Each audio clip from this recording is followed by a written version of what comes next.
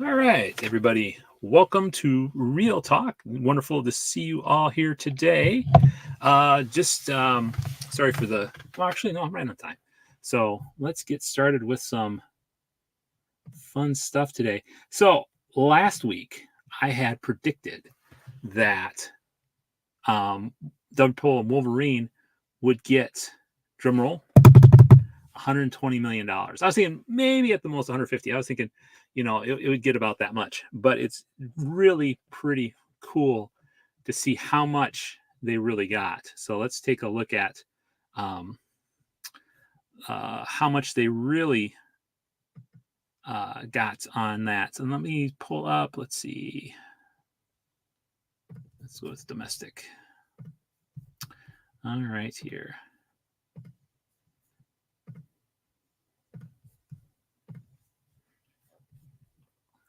So as we look at this week, we see the total gross for Deadpool and Wolverine, $205 million. So one of the top five, I think it's one of the top five movies of all time. R-rated movie, number one R-rated movie in terms of gross. Can you believe that? $205 million. There's movies on this list that have been out for quite a while, like A Quiet Place. They've been out for 5 weeks, and they still are just, they're only at 134 million. If you look at Bad Boys Ride or Die, it's been out for 8 weeks and it has not beat the 100 and is only $191 million. This is not even to say what they made internationally at all. I think we're almost at $500 million already. Almost. I think we're at 434, million. So done great at the box office. I mean, holy cow. Couldn't have thought about that. Or could we have? That's the interesting thing. Is this something that we should have expected from this particular IP? So people are saying, well, it's a Marvel movie. What do you expect? It's actually a good Marvel movie. I'll tell you from my experience, I got to see Deadpool and Wolverine over the weekend. I give it about a B plus. And it's now let me qualify that first real quick before we get too far into it. I gave it a B plus because it was fun. The writing, the villain's not that great. The characters are fine. Normally I'd give it probably a C plus, but because it was just fun, it was a fun movie. I just had fun. I haven't had fun at the movie theater in such a long time. I give it a whole letter grade increase. Definitely B plus. It was just fun. You can see the actors had a good time. Everybody else was having a good time. The theater was fun. I laughed a lot. That's also probably saying there hasn't been a lot of different comedies out before. So, it was a good movie. I really appreciated that. And like I said, I just haven't gone to a movie that made me feel good for quite a while, and that was really enjoyable. So, that was fun. That was fun. So that's why I gave it a B plus. But let's take a look at some of the other numbers for this week. Twisters.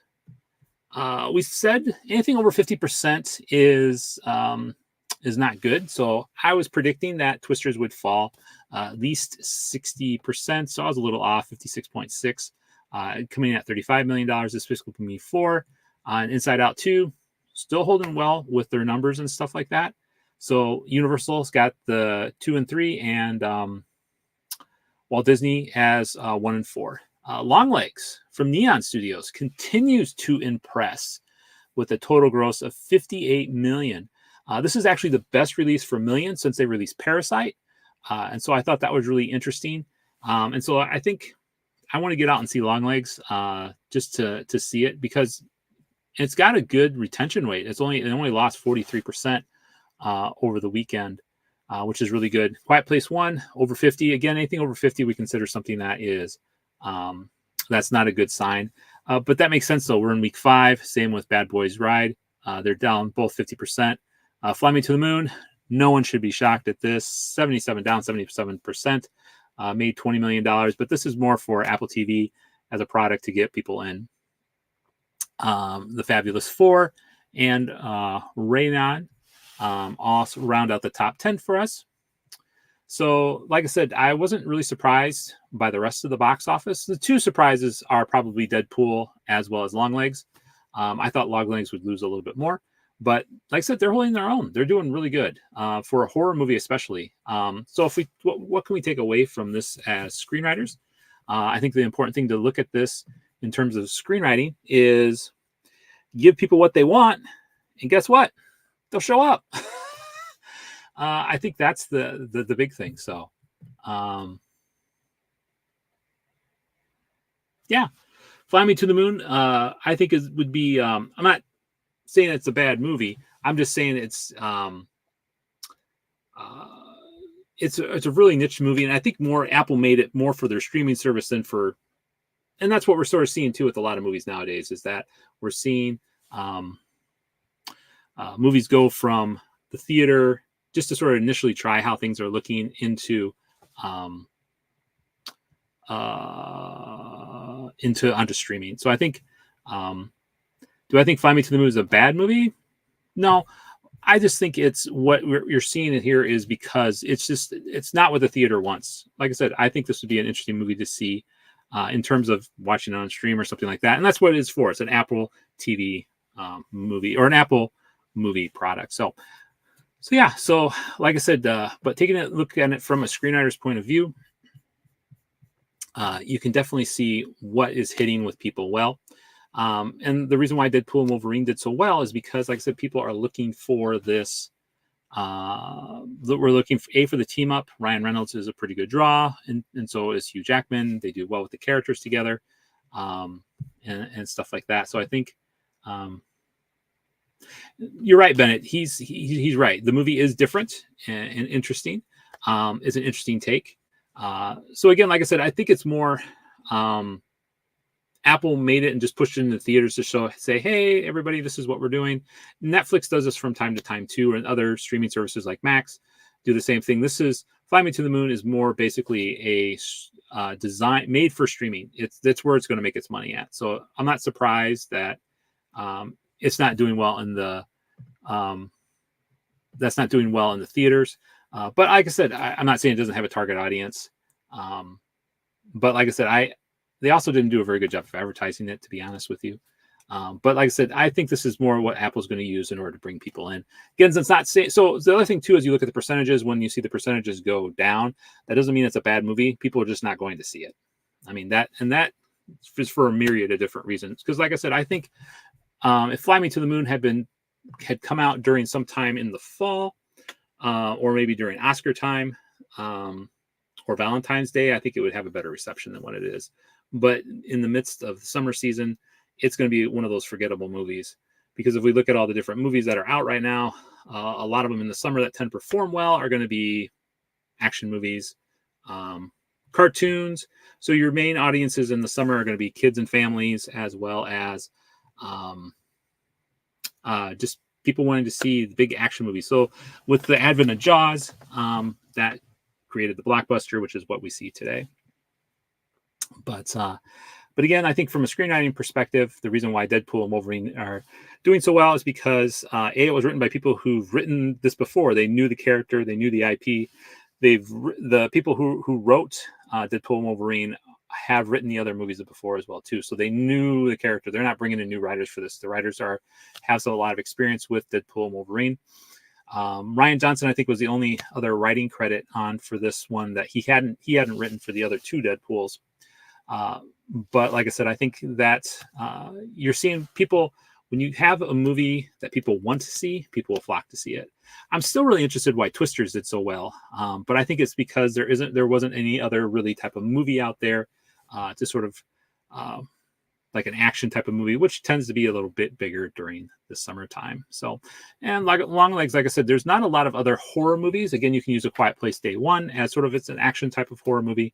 But as you look through here, I don't know what this last one here is. I haven't looked that one up yet. But definitely Longlegs. Longlegs is going to have some interesting interactions next week when it has to go up against Trap, which is another sort of horror action movie by M. Night Shyamalan. So we'll end up seeing how much it falls. But what do you guys think for next week in terms of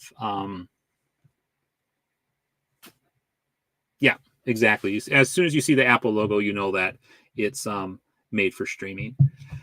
And it's made for streaming movies are I think are sort of different than regular film movies, if that makes sense. But one of the things I just want to talk about is what do you guys think of what's going to be the breakdown in terms of Deadpool next week? Do you think we're going to have an over 50% loss in audience retention? I still think we're going to have a good weekend with that. I think I'm going to stay with my number of 120 million. I think next week Deadpool and Wolverine are going to still make that $120 million mark. Probably be one of the best movies from the summer, based on our numbers right now. I know that's not rocket science, but so what do you guys think about in terms of where do you think Deadpool and Wolverine are going to end up at in terms of that? So let me see what else I have. All right. Okay, so there's our box office numbers. And let me take that down. So I was wrong. It was Wolverine. I was thinking it's the 5th biggest debut in box office history. It's the 6th biggest debut in box office history. So if you're curious as to what movies are actually have a bigger opening day or opening weekend, has been Avengers Endgame, no surprise, 357. Spider-Man No Way Home, 260 million. Avengers Infinity War, 257. Star Wars The Force Awakens, 247. Star Wars The Last Jedi, 220. And they say all of these tentpoles cross the $1 billion mark with ease, milestone, which is most assuredly with Deadpool and Wolverine. So, and it would be the only second R-rated movie in history after 2019's Joker, which earned 1.07 billion globally to achieve this victory. So, so I think that's interesting. Yeah, basically the streaming movies are just basically you're at home. You're straight to DVD movie. Basically, that's what it is. Straight to DVD. All right. So, all right here. Hopefully this week I don't turn my color off. I don't know why I did that last week. All right. So that's the box office numbers for this week. Let's take a look at what's upcoming. We'll be showing soon. All right. So coming up this next week, Harold and the Purple. It's Purple Crayon. It's not Purple Crown. And so that'll be coming out here on August 2nd. That's more of a kids movie. Character basically can draw stuff with his creativity, and that comes to life. The Instigators, again, it's another Apple Plus movie. It's got Matt Damon, Casey Affleck in it. It looks like they're firefighters. Kneecap and Rob Peace. I don't think those are the big ones at all. Trap is the real big one that's coming out this next week. And Trap is the new M. Night Shyamalan movie that will be coming out. And let me pull up that one real quick. We can take a look at that. All right. Stop sharing. The one thing I'm not... Oh, I thought I had that up. There it is. All right. So, so this next one coming out is going to be Trap, M. Night Shyamalan. I've always been a big fan of M. Night Shyamalan, even some of his newer stuff, which hasn't been as good. I think the one thing that he has working against him is he has, I think a lot of people have sort of made him into a one-trick, or he's made himself into a one-trick pony. He's always had to have these twist endings and stuff like that. So,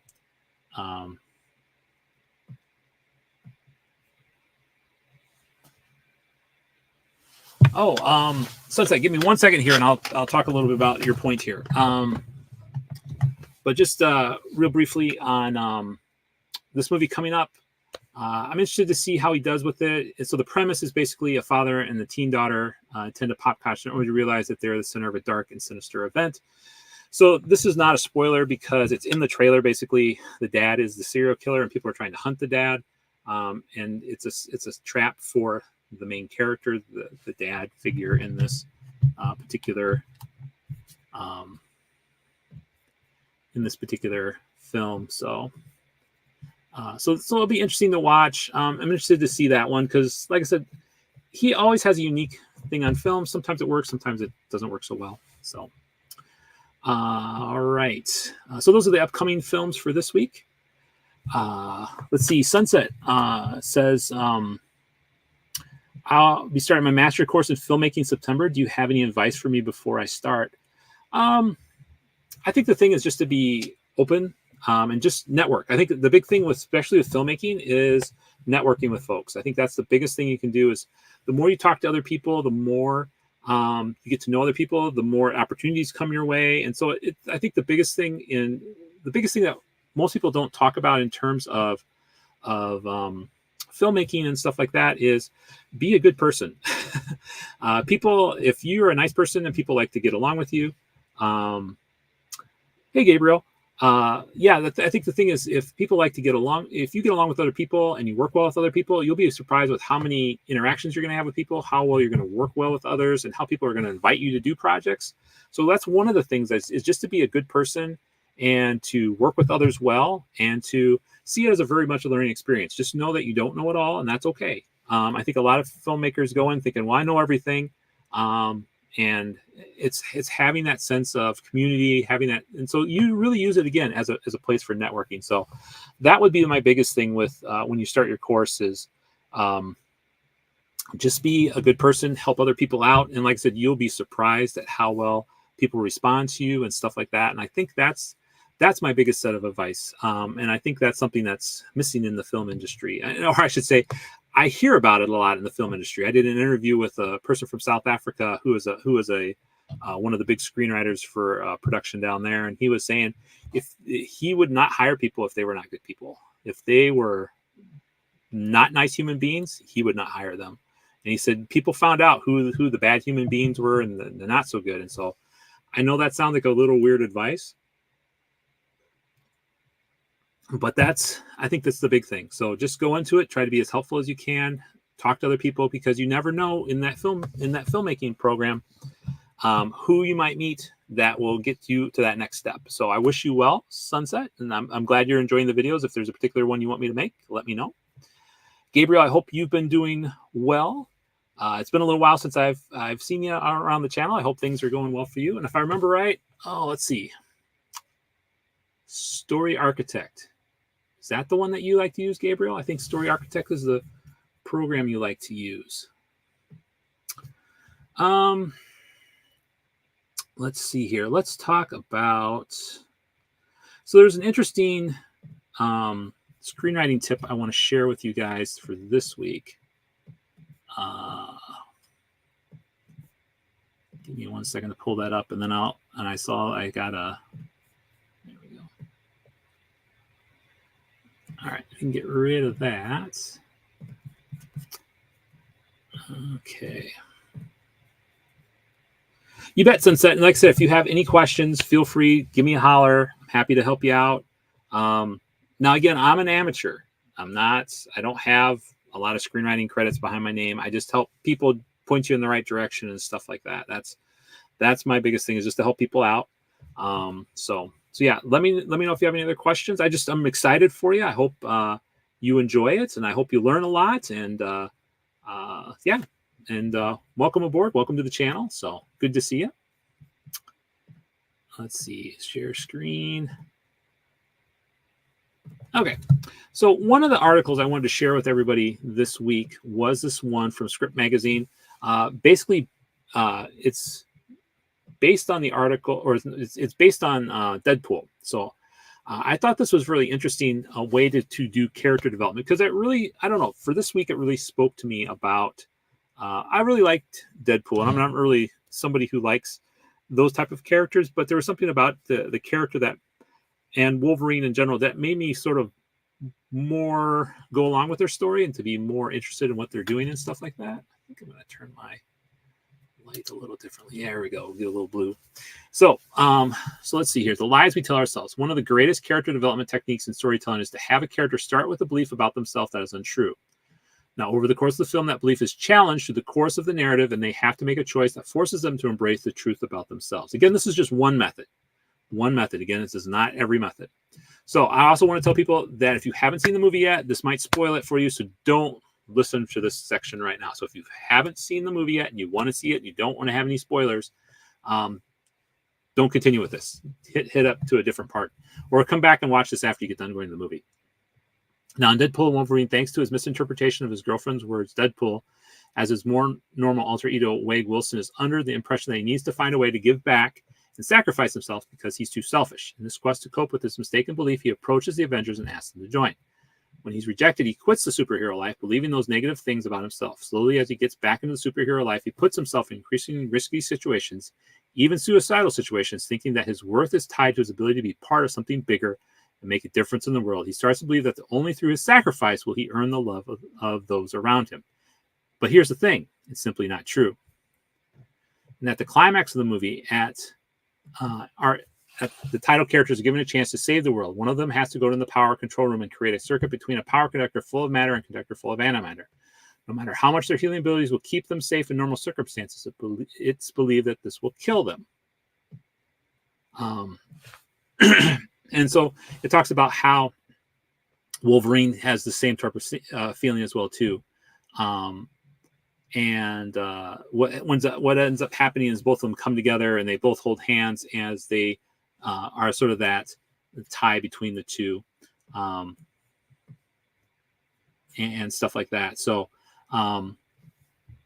thus neither of them dying, and both of them help to see the truth about themselves.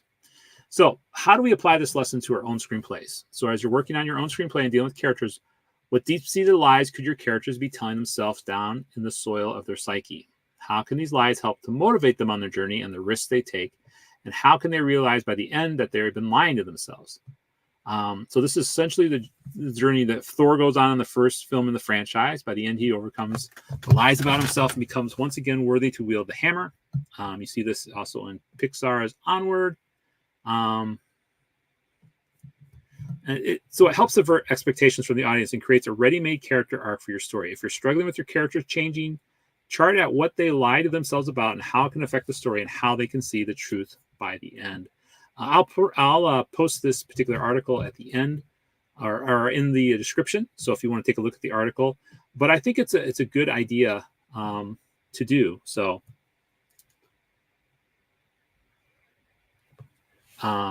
yeah, I will post. Okay.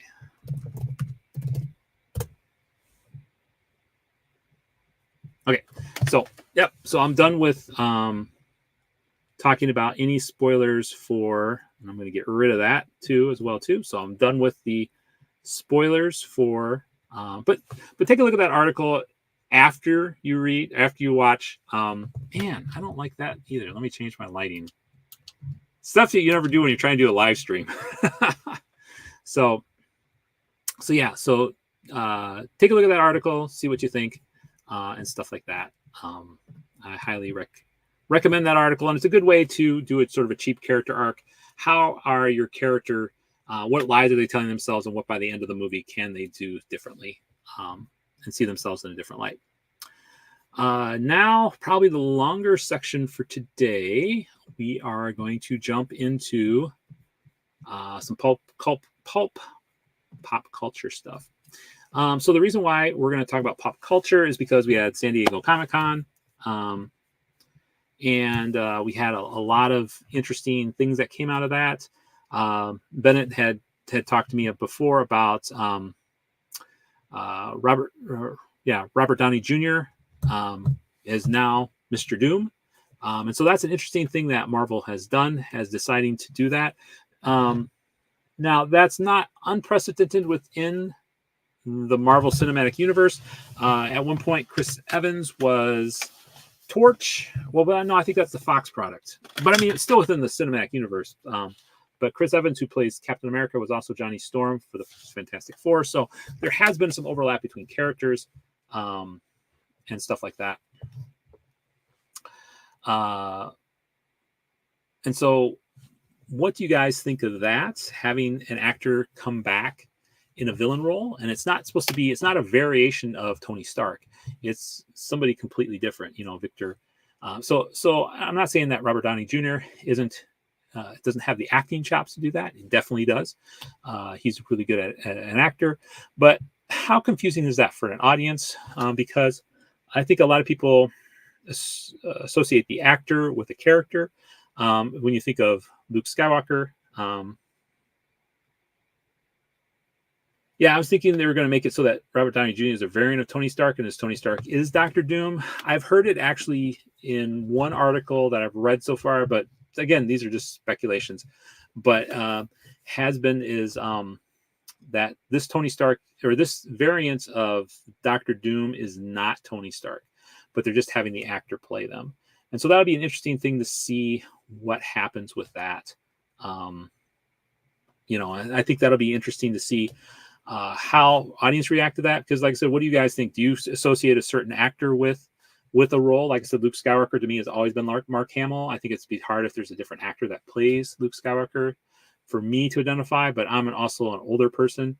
And I don't know if that's easier for younger folks to say, okay, I'm trying to think of there's been some other cases. Well, so then Hellboy, one of the trailers from Comic-Con is not Ron Perlman. Someone else is playing. Well, actually, Ron Perlman hasn't been Hellboy for a little bit, but the second actor they had, who was Ron Perlman, isn't also it's a third guy, and I just couldn't buy it with him being Deadpool, or not Deadpool, Hellboy. He just looked he didn't look the part at all to me. He didn't, the way they had his glove and stuff like that. He didn't look like he was really somebody that I could associate with. So I think in terms of that, I thought the Hellboy trailer from Comic-Con was a big letdown. I was like, I really don't feel like that's something I want to go see. The other one, which we'll talk about here right now, which was, I have no idea what this one was about. Well, I know the IP. And this one was just quite the surprise. I think so like what you're saying, Ben, I think that it would be cool if Dr. Doom looked at his other Iron Man variants with annoyance, thinking that their way of helping others is stupid. Yeah, I mean, that's one way they could go down. So we'll have to see what they end up doing for screenwriting and stuff like that, how they're going to explain that, and whether they're just going to say that people don't think it looks like Tony Stark, or, that type of thing. So it will be interesting to see what they end up doing, and we'll get more details. Again, Comic-Con is sort of that. They do have some stuff done, but is it the fleshed out product? Not always. And stuff like that. So they can always go back and do reshoots. The other big one is Star Trek, Section 31. This did not look like Star Trek at all to me. Star Trek to me has always been about sort of, there's some political intrigue that happens from time to time, but it's Star Trek. Where are you going? I mean, the Trek part is you're going somewhere. And so I thought this particular trailer looked abominable. And you can see from the ratioed, I think it's got a 5-to-1 ratio of bad versus good reviews. I think most people are like, what in the world are they thinking in terms of this? It doesn't fit the Star Wars or the Star Trek universe at all. Some people are like, well, guess what, Star Trek? You're getting what Star Wars was getting. So equal opportunity.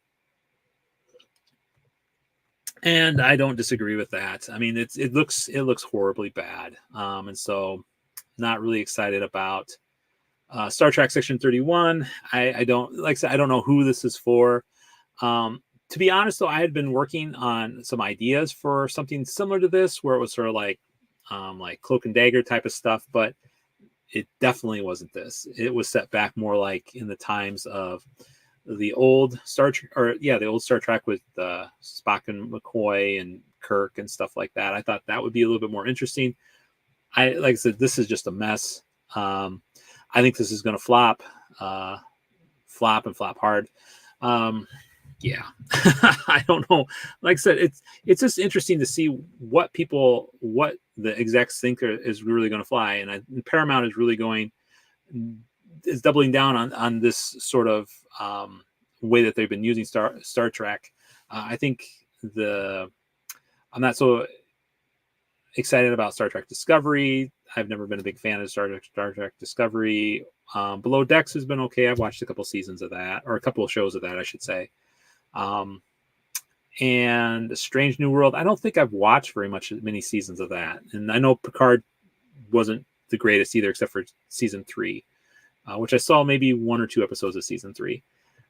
So Paramount is definitely sort of Star Trek is sort of in a really big decline. You can see that on the Paramount Plus network. They were trying to do anything with that IP to get people interested, and this is not going to interest, I think, a lot of people at all. Let's see. I think my favorite trailer from, let's see here. Give me a second here to pull up. I was looking through a bunch of different trailers from Comic-Con, and all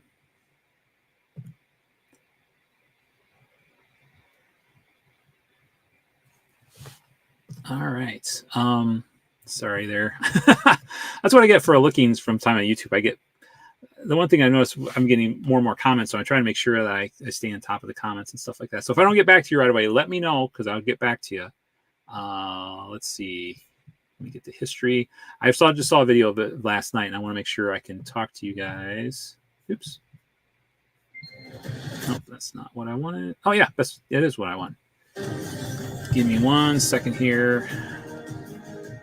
All right, so so they had the Penguin. Let me share my screen with you here. I thought that was a pretty good one.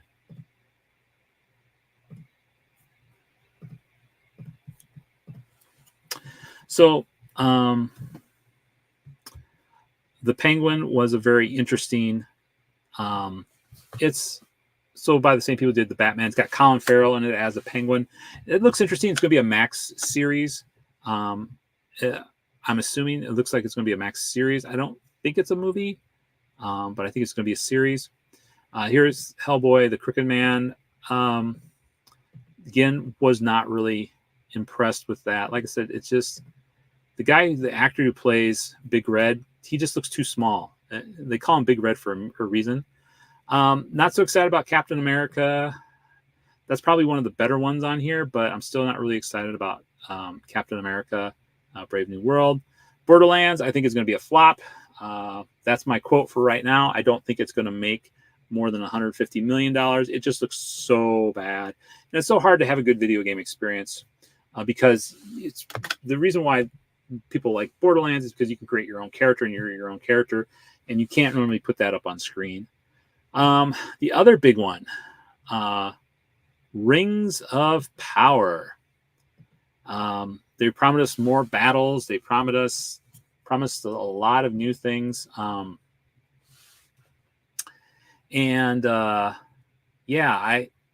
I don't know. I wasn't a big fan of Ring of Powers from the first time around, so we'll just have to end up seeing how they do it next. So the funny thing is, some of the videos I've watched, they said, well, the first season was just world building. But I mean, do people really that interested in it?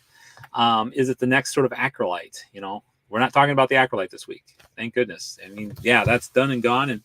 But it doesn't seem like there's any. I know these companies buy these big IPs and they want to create stories out of them. I'm like, I don't understand why do they pick people that don't know the stories? I mean, so with the Acolyte and with Rings of Power and with Star Trek Agent or whatever that Section 31, the problem with each of these movies is you're having people write them that do not know the back culture. They don't know the what I want to say. They don't know the material. They don't have a lot. They're not steeped in the knowledge. And there's some good and bad things out of that. I get that. If you want a new direction and that type of stuff, I get that. But at the same time, if they don't know the material that well, how are they going to connect with fans? How are they going to connect with people in that particular way, in order to, have people tell compelling stories. The reason why Deadpool and Wolverine did so well this weekend was because people could connect with it, because this Deadpool and Wolverine is not much different than the first Deadpool, is not different than Deadpool 2 and stuff like that. So you're right, Bennett. The people who are who don't know the stories are cheaper to get. But then I also am like, you get what you pay for. So if you bring, so like I said, the whole reason you had $120 or almost $200 million Acolyte show, and the writers didn't know, and they were very proud of that. The writers didn't know Star Wars, and then look how it did. I think there was more videos made about the Acolyte than people who watched the Acolyte. Or if you look at the statistics for the Ring of Power, less than 50% of people who started the Rings of Power finished the Rings of Power series, and that's not a good sign. I know Amazon is all in on this, but hopefully they've learned their lesson and they're trying to give people more of what they need and more what they want. And so, like I said, you can see what happens, in spades. If you give people what they want, people will watch it. People will be excited about it. People will talk about it. And so we'll see what that looks like. All right. So I think other than that, for pop culture, I think those are the big things. I'm going to give you a sneak preview for one of my videos that will be coming up here in the near future. I bought a bunch of books, notebooks. So people sometimes don't want to use the computer to write their stuff with. And so I got some of these notebooks to see if they're any good or not. Do not buy this book. Do not buy this book. This book is like $8. It's not worth $8. It's worth $1. So do not buy this book. This is a decent one. This is about $20. Again, I'll go through these all in detail in a video, but I wanted to show you some of the resources if you want to use some of these to write. This is a little better. So the reason why this one isn't very good is it's basically one. It's if you've ever heard of, I'm trying to think of the terminology for books, but books that are low effort books. These are low effort books. And so this one is a low effort book. And so it's got basically, this is the whole book, script writing notebook. And then you have basically a blank page with lines, date, cast, characters, and scene. And that's basically the whole book. And they charged almost $8 for this book. Do not buy this because they don't give you any direction on how to use it and stuff like that. I thought they would at least have a direction for that, but they don't. So again, don't buy this book. This one's better. It does have directions on how to use it. It's a low effort book, but it's not as bad because they have some good indications of how to use the book, and they have spaces throughout here, how to refine your log line. They don't teach you as much how to do that, but it's at least a nice space. And this wasn't too bad. And it's basically a vomit draft, which is basically just writing the whole draft out. So again, I'll create a video about this in a little bit more detail, but just a sneak peek for you guys who are watching right now. This isn't bad. Pick it up to give it a try. If you know what you're doing and stuff like that, you want a couple of directions, some minimal directions, not bad. And if you want to write it out versus typing it out, some people really like writing, and so this is very nice tactile type of stuff. Now, the better of the ones so far, and I haven't gotten through the whole thing yet, so take this review. That's why I'm waiting to do the review. The script. This one by Naomi Betty is a lot better because it actually walks you through how to do each of the different parts. And it's not a low effort book. It's really a good workbook from what I'm seeing because she has you do exercises and she helps you to write everything out. And so this was about $24, $25. But again, if you're looking for an outline workbook, I definitely would go over her. I haven't gone through the whole thing in detail, but of the ones I've looked at so far, this is probably the best one.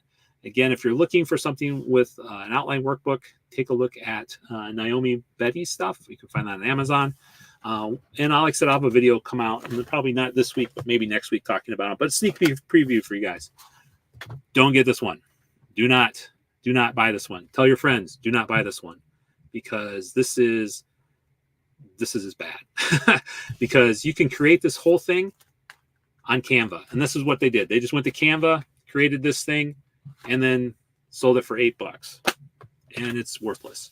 Unless you know what you're really doing, unless that's really what you want. But I'd say just go buy a journal, you know, and a nice stylish journal, because I could buy a nice stylish journal that's less than that. So, all right. So, let's see. Okay. Next, we're going to talk about some screenwriting software updates.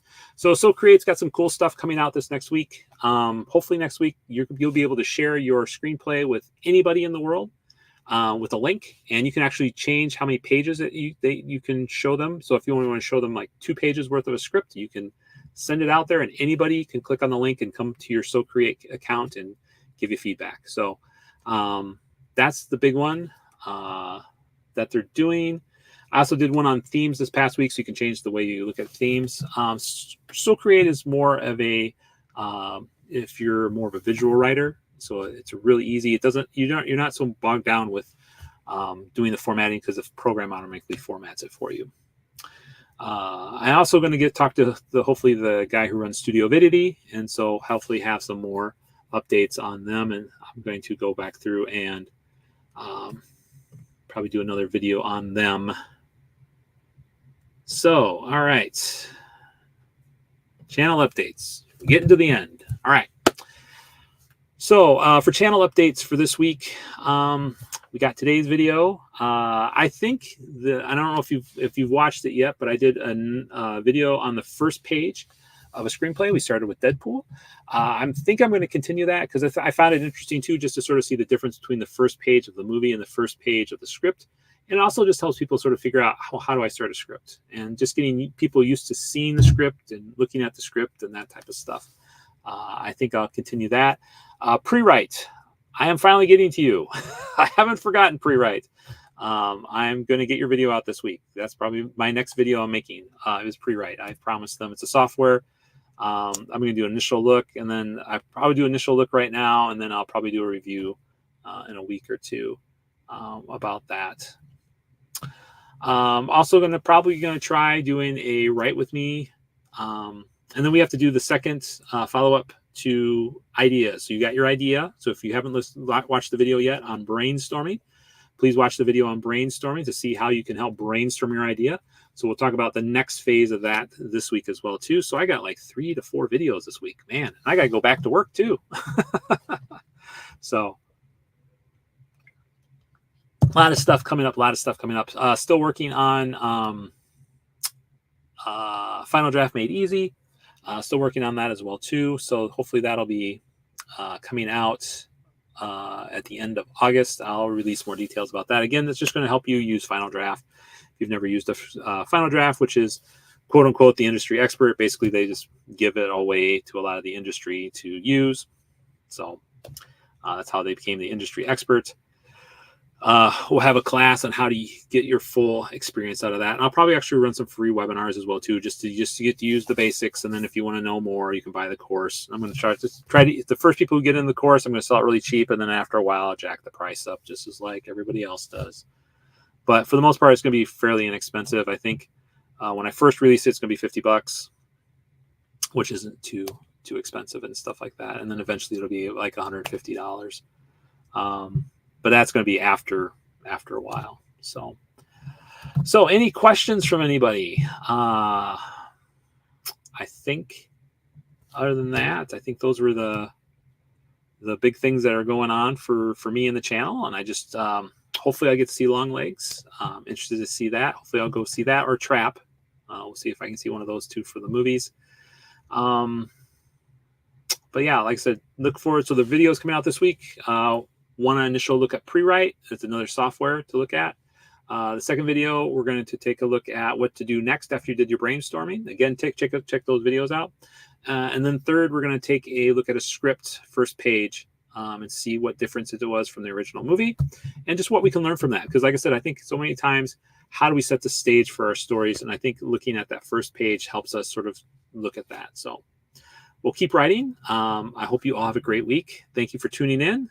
And as always, live well and write well. Take care. Have a wonderful day, and we will see you soon.